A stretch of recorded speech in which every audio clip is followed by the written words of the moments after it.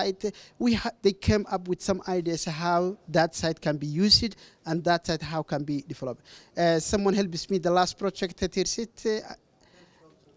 Exactly. One of the most interesting topic was virtual tourism in Somaliland. So to how to develop and someone who before they come to Somaliland, how they can see in the world of the coronavirus gave us the opportunity that we can do everything without traveling even. So they came up. Assalamu alaikum wa rahmatullahi wa barakatuh. Now, if I talk about my country, Somaliland, I can take 3 or 4 hours, but I don't think I'm going to punish you that bad. But I want to tell you that Somaliland has many good things to share with the world. Many good things that others do not have. Well, first of all, we have that peace and that stability that makes it possible for you and me to meet, talk, discuss, travel, drive, walk, do business in peace without getting worried about for your lives or for the lives of others. And for that, I say, Alhamdulillah, that we have worked for this peace and we have gotten it and we want to preserve it. I want to tell the world that Somaliland has many archaeological sites. And I know archaeologists will tell you more about that. But as somebody who loves history and somebody who loves Somaliland, I'd like to share with you the fact that there are hundreds of archaeological sites in Somaliland all along the coast on the Gulf of Aden. At the mouth of the Red Sea, there are archaeological sites all the way as far as Ergabo, Dalo, Bari, Togder, Sahil, Marodi, Audal, Selil, they're all over the place. And this shows that there was a civilization 7,000 or 8,000 years ago who settled in this land that we now call Somaliland. I'm sure many of you have gone to Laskel.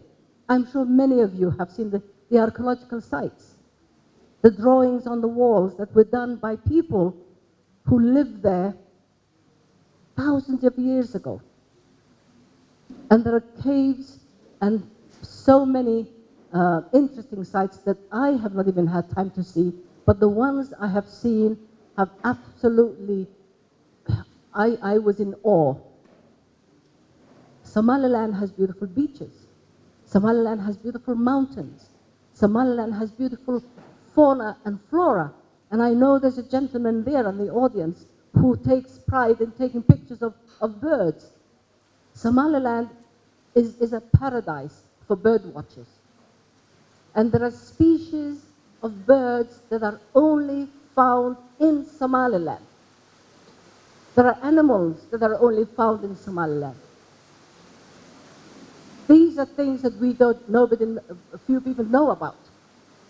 And when people hear about the Horn of Africa, they associate the Horn of Africa with trouble, with terrorism, with pirates, but this is Somaliland.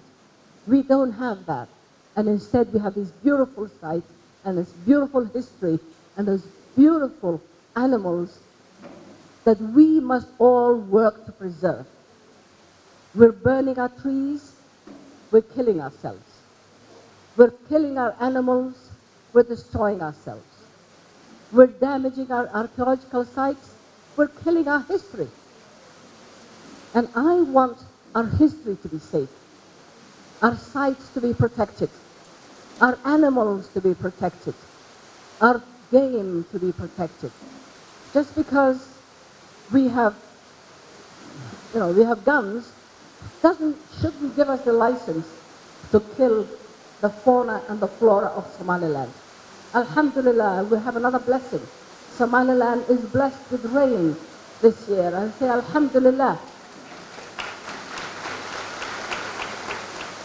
Now I want Somaliland to be safe, the trees to be safe. Without trees, we won't have the animals to feed. The animals won't have anything to feed on. If we burn every tree and turn it into charcoal, we won't have trees anymore. I want Somaliland to be safe. I want it to be safe for women. I want it to be safe for girls. I don't want to be afraid that my girl is going to be raped. I don't want to worry about my son. I don't want to be afraid that he's going to be raped or violated. I want Somaliland to be safe for everybody, for our guests, for the healthy, for the fit, for the blind, for the infirm, for those who have disabilities, for those who have mental disabilities. Just because they're young does not give us the license to harm them. It does not give us the right to rape girls. Rape was something that we knew nothing about. This was shameful for a Somali man to rape a girl, and it should remain shameful. We must protect our girls the same way we protect our own children. We must protect our little boys the same way we protect our own children. So, thank you for this opportunity. I want us all to protect what is good. I want us to protect the wealth of this country. And the wealth of the country is its people, its youth. It's you and the others and the smaller ones. I want us to protect our sites. I want you to welcome our guests. When people come to our country, it's like somebody who's coming into our house. We must welcome them. They must know that they will be safe, the same way that we are safe when they go to their countries. Their equipment must be safe, their cameras must be safe, their mobile phones must be safe, the same way that we are protected when we go to their countries. So I know there are pickpockets everywhere, every country has it. I know I've had my pocket picked in America and in Europe, but we must all make sure that this does not happen in Somaliland. So Jama and my daughter Ayan, thank you for organizing this event, and I hope that you will love Somaliland and the wealth of Somaliland as much as I love it. Stay blessed. Alhamdulillah. Aynu ilaalino inantaas waa inan yaa taaban kara waaba inane ayaynu ku faali jirtay. Marka waan idin salaamayaa hooyo. waxaan haddii ilaahay ka dhigay yara dul istaagi doonaa waxaa laga yaabaa in badan oo idinka mid inay isweydiinaysaan haddii aynu leenahay goobaha taariikhiga ee sidan oo kale ah oo ka mida goobaha adduunka loo dalxiiska tago kuwa ugu camiran ama ugu qiimaha badan maxaa dalkeena Somaliland uga qorshaa ayaa laga yaabaa inay isweydiinaysaan marka maadaama ka socdo wasaaradda qorsheynta iyo horumarinta qaranka waxaan wax yar dul istaagi doonaa qorshaha horumarinta qaranka iyo waxa uu ka leeyahay dalxiiska iyo waxyaabaha mudnaanta inoo ah marka intaanan qorshaha horumarinta qaranka dul istaagin iyo waxa uu ka oranayo bal aan dul istaago adduunyada iyo waxa uga qorshaysan dalxiiska oo aasaarta qadiimiga ahna ay ka mid tahay adduunyada waxay ku heshisay wax la yiraahdo 2030 global agenda ama sustainable development goals yoolasha horumar waara ama yoolasha horumar raandis leh oo ah framework ama waxa hagaya dhammaan qaramada adduunyada ee dhanka horumarka marka sida la socotaan sustainable development goals waxay ka kooban yihiin 17 hadaf ama 17 goal 17 ka gool adduunyadu ku heshiisay laba kamid ah ayaa ka hadlaya dalxiiska waxa ka hadlaya yoolka 8aad targetka muxuu ahaa 8aad iyo yoolka 11aad targetka 4aad ayaa lagaga hadlay waxa la yiraahdo dalxiiska oo aasaarta qadiimiga ahna ay ka mid tahay oo runtii ajada adduunyadu ay ku heshiisay iyo commitment ama waxa weeyaan ballan ay adduunyadu gashay oo ay ku gashay in laga shaqeeyo dalxiiska iyo aasaarta qadiimiga ah inagu haddaynu Somaliland nahay maxay inooga meel yaala Somaliland waxay leedahay higsiga 2030 ama National Vision 2030 waxa la yiraahdo visionku waxa uu ka jawaabayaa Somaliland sidee u eg baynu rabnaa markaynu gaarno 2030 waxaa la diyaariyey 2011 fishanka ama higsiga waxaa loogu talagalay inuu inahago muddo 20 sanadooda marka fishanka ama higsigaasi waxa uu ka kooban yahay 5 tiir tiirka horumarinta dhaqaalaha tiirka horumarinta bulshada tiirka maamul wanaagga tiirka kaabayaasha dhaqaalaha iyo tiirka ilaalinta deegaanka laba tiir oo kamida higsiga qaranka ama fishanka qaranka ayaa si toos ah u taabanaya dalxiiska iyo dhaqanka iyo aasaarta qadiimiga ah waa tiirka horumarinta dhaqaalaha iyo tiirka horumarinta bulshada si aynu u gaadhno higsiga 2030 waxaa lagama maarmaan ah inaynu diyaarsano qorshayaal horumarineed oo qaran oo inagu hagaa inaynu gaadhno higsiga 2030 si aynu u helno Somaliland uu sheegay higsigaasi oo ah Somaliland xasiloon dimuqraadi ah barwaaqo ah dadkiisuna ay ku nool yihiin nolol wanaagsan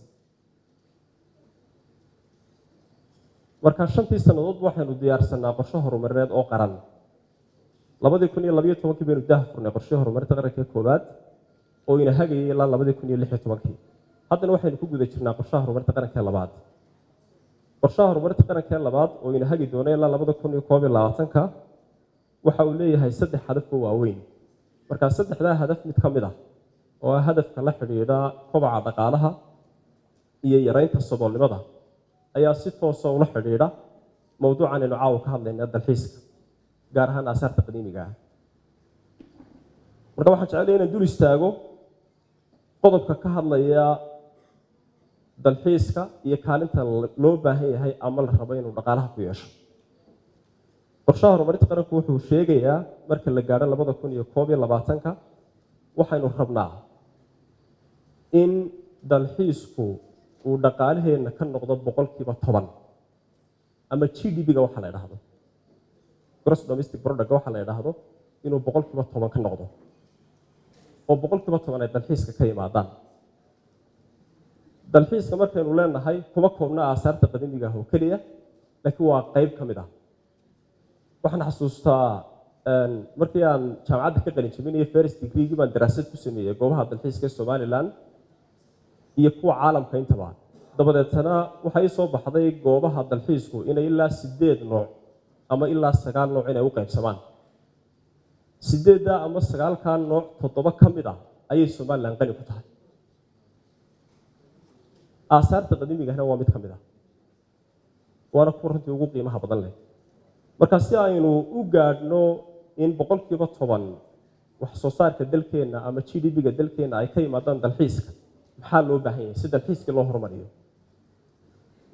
waxa uu qorshaha horumarinta qaranku dhigayaa kow in la diyaariyo siyaasadihii iyo shuruucdii aynu ku hagi lahayn wadaagaha ama sektorka dalxiiska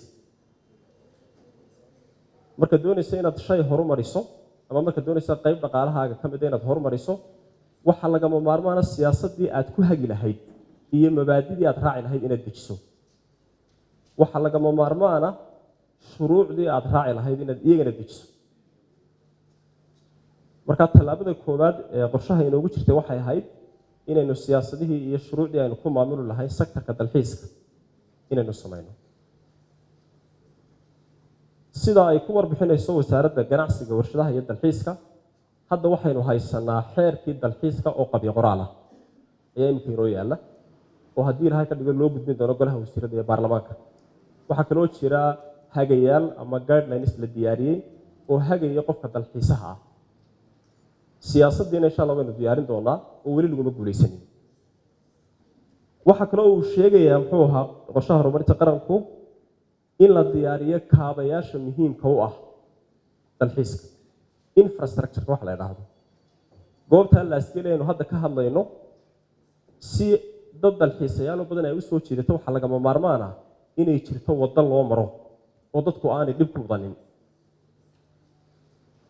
maalin dhaweyd baan muxuu ahaa joogay laskeel jimcihiina dhaafay kii ka horeeyay marka intaad u sii socoto goobta laskeel looga leexdo iyo intaad u sii socoto laskeel iyo wadada inta u dhaxaysa yani hargeysa iyo halka laaskeel uga leexanayso timeka aad u soconayso iyo timeka aad u soconayso waddada markaad ka leexatad laaskeel ku socoto oo ah muxuu ahaa 6 kilomitir wax ka yar waa isku waqti marka haddii aanay jirin kaabayaashii dhaqaalaha iyo waddooyinkii haddii aanay goobtu lahayn fasilitieskii iyo imkaaniyaadkii soo jeedan lahaa qofka dalxiisaha ah aad iyo aad bay u aragtay inaad dalxiiska horumar ka gaadho marka hadafkeenna muxuu ahaa kale waxa weeyaan inaynu kaabayaasha dhaqaalaha ee dhanka dalxiiska inaynu horumarino maaha laaskeel oo keliya waxaad tusaale usoo qaadataa sacaadadiin oo ka mid ah jasiiradaha ugu quruxda badan ee dalkeena ku yaalla waxay dadku u tegi waayeen caqabadda ugu weyn haysata waxaa ka mid ah inaanay kaabayaasha jirin inaanay waddooyinkii iyo muxuu ahaa iyo dariiqii fududeynayay in la gaadha inaanu muxuu ahaa jirin ama ay adag tahay waxaa kaloo qorshaha horumarinta qaranku sheegayaa si goobaha dalxiiska ee dalkeennu ay u soo jiitaan dalxiisayaal badan oo goobaha aasaarta qadiimiga ahaynu ay ka mid yihiin waa inaynu samaynaa marketing waa inaynu suuq geynaa goobaheena dalxiiska waxaan hubaa intiina halkan fadhidaa intiina badan waa daawataan telefishinada waaweyn ee adduunka Al Jazeera, CNN, Fox News, you name it mid wal oo ka mid ah news channelska adduunyada ugu waaweyn waxaad ku arkaysaa xayeysiiska wadamada kala duwan ee ay xayeysiinayaan dalxiiskooda marka haddii aanad iib geynin haddii aanad suuq geynin goobahaaga dalxiiska ee waxay la mid tahay dukaankaaga oo aanad suuq geynin marka dukaankaaga haddii aanad suuq geynin oo dadku aanay aqoonin cidina kusoo geli mayso I already did that last year when I was here during the World Fair.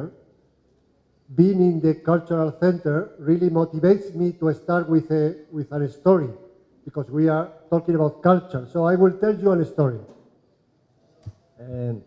markii ugu horeysay xarunta dhaqanka yimaado waxay sanadkii la soo dhaafay bandhiga carwadii bugaagta caalamiga ah markastoo halkan imaadana waxaan jecelahay inaan sheeko ku bilaabo caawana sheekanidii sida I represent the European Union here in Somaliland, but my country of origin is Spain, in the south of Europe. And this country, as the Director General said, the ambition of Somaliland, in my country, 12% of the GDP is based on tourism. So we already reached this ambition that the DG explained in his speech.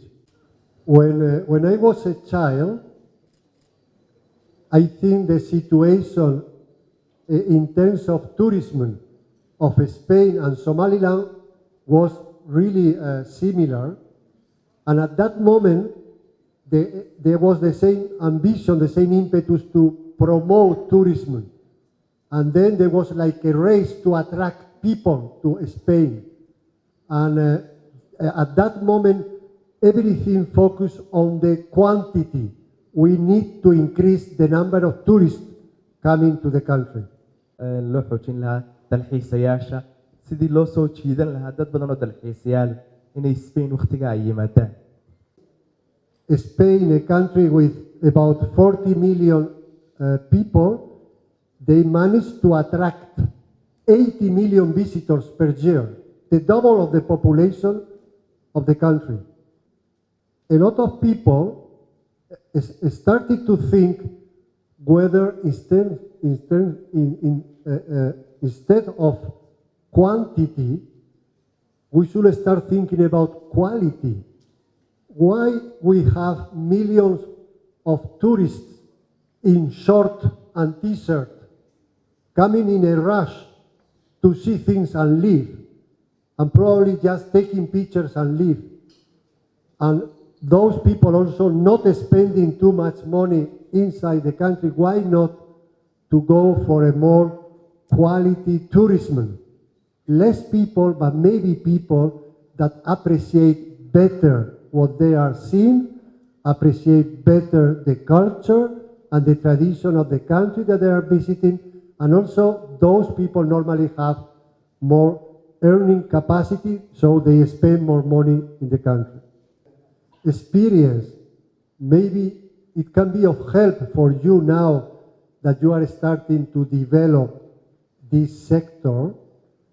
And let me also suggest to the policies that the DG explained to us that yes, it is good to have infrastructure. Yes, it is good to have the human resources to deal with all these people coming. But we cannot forget, please do not forget, that the main value is the paintings themselves. In Lasgell, you may build a road, and when the road will be built, maybe the paintings are not there, if they are not well preserved. If all of us, all of you, but also all of us, we don't give the value to this heritage, to this history, which is reflected in these stones.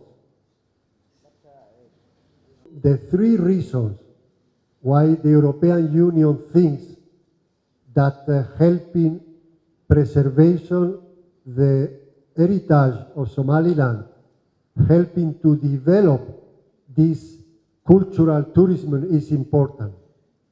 Three reasons, very, very briefly. The first one is because it is something from which you, young people, could benefit. It is a source of development, a source of economic and social development, a social, an issue of personal also evolution. I'm talking in English. If you want to work in a hospitality, you want to welcome people coming from outside, you need to speak languages as well. So this is the first reason.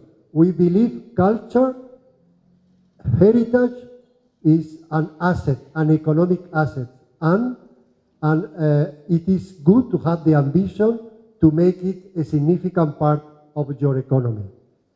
Why the EU really believe that we should help you, support you in this effort, is because, contrary to what you think, Lasgell does not belong to Somaliland. The fauna and flora of Somaliland does not belong to Somaliland. The flora and fauna of Somaliland belongs to all of us, belong to the world. This is our common history. Those people that painted those paintings, they didn't have a passport or an ID card saying we are Somalis or Somalilanders or people from Africa. They were, at that moment, they were part of the common history because from then they developed the whole world, including the Europeans. So we want to assist you to preserve them because they are part of our own history. The problems of climate change, we have seen how much the climate issues, the flora and the fauna are interlinked, so we have to work together to save the world. You may save the borders of Somaliland, but that will not stop climate change to continue evolving. So we need to work together. So this is another reason. And that's why I am very proud of representing the European Union in this tonight, is because we do not believe in borders. We have learned from our own history of war and confrontations that instead of spending time defining the borders, we should spend this time to see how we can cooperate together. And so this is also another reason why culture could be a link also to create bridges with other people. And you can be sure of one thing. Those people that they will decide to come, for example, to visit Lasgell, they will go beyond Google, and they will go beyond seeing that Lasgell, whether it is in Somaliland or Somalia or whatever. Those people are people interested in heritage. They are people that pay attention, and they will come as they are coming these days already. I myself went to visit Lasgell. So please think about this heritage as something that could build bridges with other people. And this spirit, it is a positive spirit that will help all of us now and in the future. Let me finish with a question, but please do not answer the question. But let me ask the question, but do not answer the question, please. I am tempted to ask how many of you have not visited Glasgow, but please do not answer. But if you have not visited Glasgow, I'm sure that Mr. Jama will very soon give you the opportunity to do so. Thank you very much. waxaanu caawa isugu nimi halkaynu ka hadalno talxiiska iyo dhaqanka. waxaan doonaya inaan ku bilaabo bal horumarkan doonaya ku yaro bilaabo iyo khayraadka. waddan waliba wuxuu leeyahay khayraad. waddan aan khayraad lahayn caalamka ma jiro. khayraadka waddanku uu leeyahay waxaa loo qaybin karaa afar. waa khayraadka dadka, khayraadka dabiiciga amba human resources, natural resources, khayraadka maaliga ah amba hantida oo waxaa ku jira dhismayaasha, waxaa ku jira xoolaha, lacagta iyo khayraadka dhaqanka amba cultural resources. waddamada qaarkood khayraadka waa ku hodan, qaarna ku hodan maaha. qaarna haray u mariyeen, qaarna har uma marin. innagu haddaynu Somaliland nahay, khayraadka dadka dhinac markaad ka eegto hodan baynu ka nahay, alxamdulilah. ilaa 4 milyan baynu nahay oo dhalinyaro u badan, waa khayraad weyn. dhinaca kale markaad ka eegto kumaynaan tabcin. dadkeenna 50% waxna ma akhriyo, waxna ma qoro. tacab badan maynaan gelin, markaa tacab badan baynu u baahnaynu gelin. dhinaca khayraadka dabiiciga ah oo marka laga hadlayo waxa weeye waa ciiddii iyo biyihii iyo buurtii, macdantii, kalluunkii, waxaa ilaahayna siiyey subxaanahu watacaala, isagooyna siiyey. khayraadka hodan baynu ku nahay, laakiin maynaan harumarin. khayraadka hantida runtii sabool baynu ku nahay. markaad eegto wadiga arko waddankeenu markay timaado madaarada, maxaan idhahdaa drainage-ka, waxyaabaha kaabayaasha, korontada runtii inaguma badna, aad bay hooseeya. khayraadka dhaqanka oo ah aahaartii aynu ka dhaxlay dadkii hore, hodan baynu ku nahay, laakiin iyada lafteeda maynaan horumarin. afarta hodan baynu ku nahay laakiin maynaan horumarin, taas baa sharaxaysa saboolnimadeena.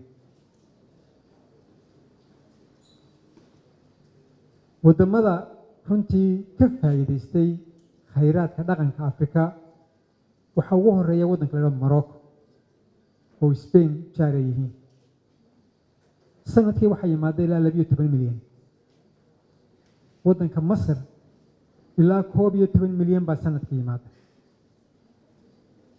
sidoo kale waddanka Tunisia waxaa yimaada ilaa 10 milyan baa yimaada. dadka Masar yimaada amba Morocco tagaa amba Tunisia tagaa inta badan waxay u tagaan dhaqan, inay soo daawadaan oo soo taabtaan aahaartii hore ee waddamadaas lahaayeen. innagu kuwaasaynu la midnahay.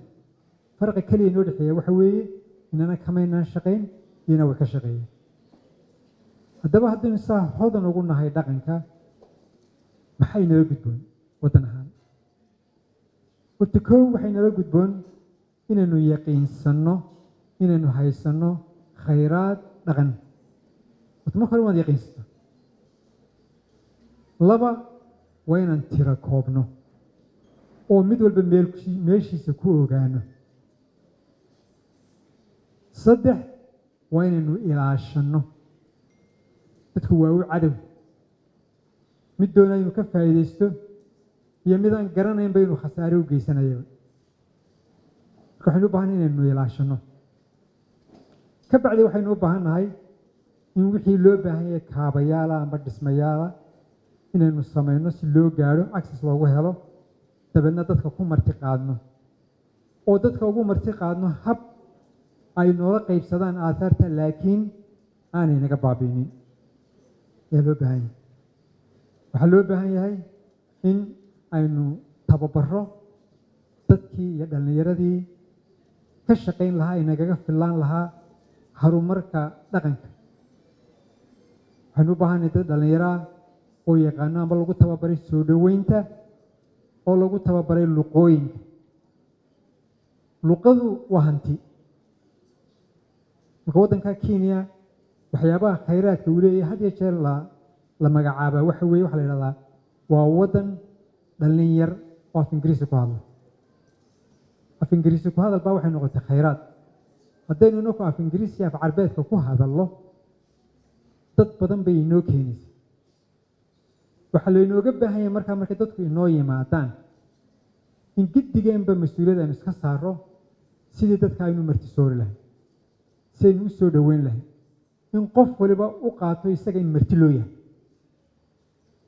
haddii sumcaddaasu inaga baxdo dad soo dhoweyn badan marka dadku way imanayaan malaayiin baa inoo imanaysa dalxiisku faa'iido badan buu leeyahay qof kastoo ku yimaada laga soo bilaabo airportka oo laga qaado lacagta viisada wuxuu ku soo gelinayaa dakhli airportku ka soo degayaa taxi buu qaadanayaa hudheel buu gelayaa haddana taxi buu qaadanayaa suuquu marayaa waxbuu iibsanayaa waxbuu cunayaa lacag midhan weyn iyo shaqo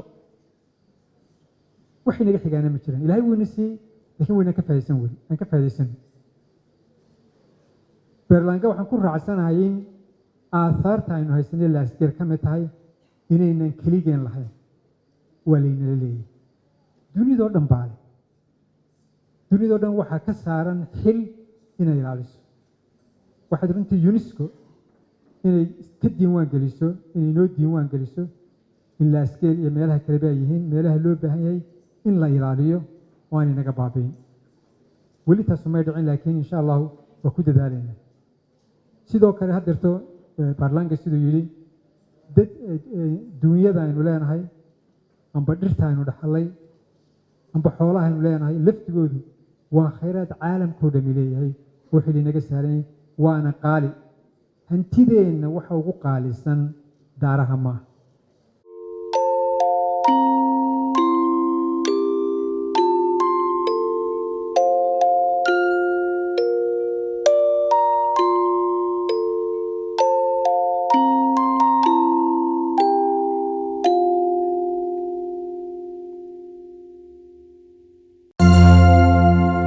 hadal oo hadal oo ku hadal bishii oo dhan $7 oo keliya ku darso fariin kasta oo aad dirtaana waa kuu bilaash isticmaal shabakadda ugu ballaadhan geyga Somaliland haddaba si aad ugu shubato adeega kaafiye fadlan garaac xidig 8 eber 8 afargees ama xidig 2 eber 2 afargees tayo waa Telesom